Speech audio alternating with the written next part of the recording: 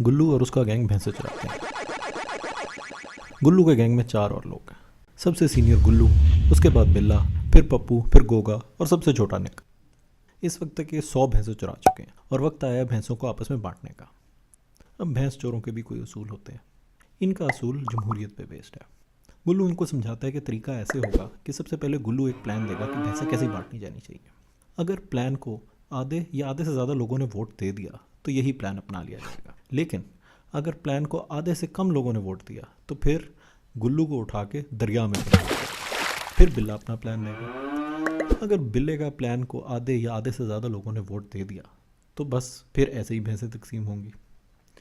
लेकिन अगर आधे से कम लोगों ने वोट दिया तो फिर बिल्ले को भी उठा के दरिया में फेंक दिया जाएगा और पप्पू की बारी आ जाएगी। फिर पप्पू अपना प्लान देगा। अगर पप्पू के प्लान को आधे या आधे से ज़्यादा लोगों ने वोट दे दिया तो फिर पप्पू का प्लान अपनाया जाएगा। नहीं तो फिर पप्पू को भी दरिया में फेंक दिया जाएगा। अगर पप्पू को भी दरिया में फेंक दिया तो फिर गोगे की बारी आएगी और ऐसे ऐसे करके सारों की बारियां चल दी जाएंगी।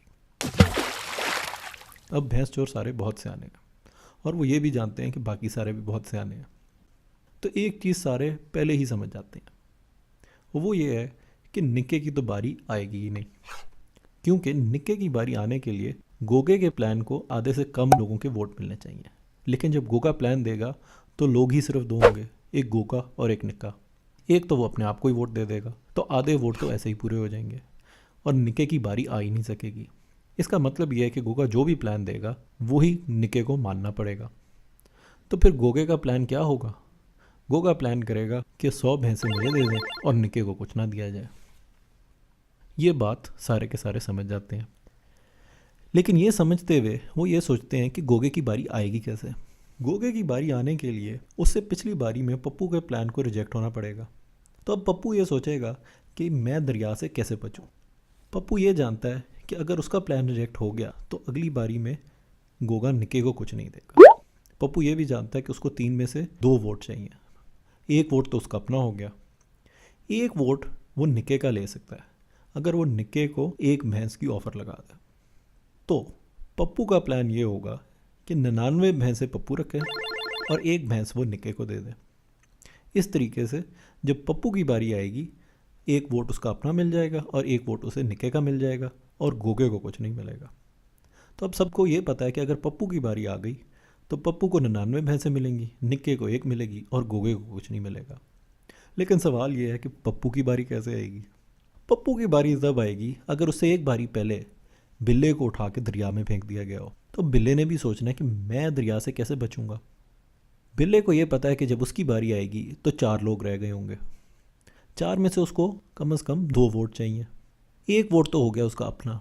दूसरी बात उसको ये पता है कि अगली बारी में अगर पप्पू की बारी आई तो पप्पू तो गोगे को कुछ नहीं देगा। वो गोगे का वोट तो खरीद सकता है, गोगे को एक भैंस दे के। इस तरीके से बिल्ला ऑफर ये लगाएगा कि 99 भैंसें मैं रखूंगा, एक भैंस मैं गोगे को दूंगा और पप्पू और निक्के को कुछ नहीं दूंगा। लेकिन अब सवाल ये उठता है कि बिल्ले की बारी कैसे आएगी? बिल्ले की बारी सिर्फ और सिर्फ तब आएगी अगर एक बारी पहले गुल्लू को उठा के दरिया में फेंक दिया गया हो।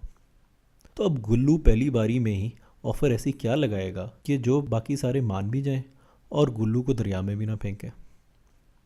ऑफ़र बड़ी सीधी है। गुल्लू को ये पता है कि अगली बारी बिल्ले की है और बिल्ला ना पप्पू को कुछ देगा ना निक्के को कुछ देगा। तो अब गुल्लू क्या करेगा कि वो पप्पू को एक भैंस देगा, एक भैंस निक्के को देगा और 98 भैंस अपने लिए रख लेगा। इस तरीके से जमहूरी तरीके से जो प्लान सब मानेंगे वो ये होगा कि 98 भैंसें गुल्लू के पास होंगी, एक भैंस पप्पू के पास होगी और एक भैंस निक्के के पास होगी। गुल्लू और उसके गैंग की ये कहानी एक काफ़ी मशहूर और दिलचस्प मिसाल है। अंग्रेज़ी में इसको पायरेट गेम के नाम से जाना जाता है।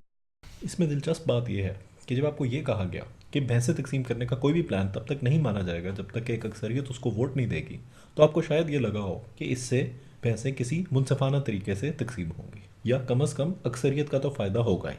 और जब गुल्लू ने ये कह दिया कि भाई मेरा प्लान अगर पसंद ना आया तो मुझे बेशक उठा के दरिया में फेंक देना, तो शायद आपको ये लगा हो कि अब तो गुल्लू की जान इन लोगों के हाथ में है, अब तो ये से काफ़ी भैंसें निकलवा लेंगे। लेकिन हम देखते क्या हैं कि ऐसा कुछ नहीं होता। गुल्लू 98 भैंसें अपने लिए रख के एक एक भैंस दे के 2 वोट खरीद लेता है वो दोनों वोटर भी इसको खुशी खुशी वोट देते हैं, क्योंकि उनको पता है कि अगली बारी वो इन भैंसों से भी हाथ धो बैठेंगे। असल में ये सिस्टम बनाया ही ऐसे गया है कि जो सबसे पहला प्लान देगा उसको सबसे ज़्यादा भैंसें मिल जाएंगी। तो पता क्या चलता है, एक सबक तो ये है कि हर मुज़ाकरात का नतीजा मुज़ाकरात के तरीके पे डिपेंड करता है। यहाँ पे हमने देखा कि जो तरीका गुल्लू ने दिया उसका एक ही अंजाम हो सकता है कि जिसमें गुल्लू का फ़ायदा होगा।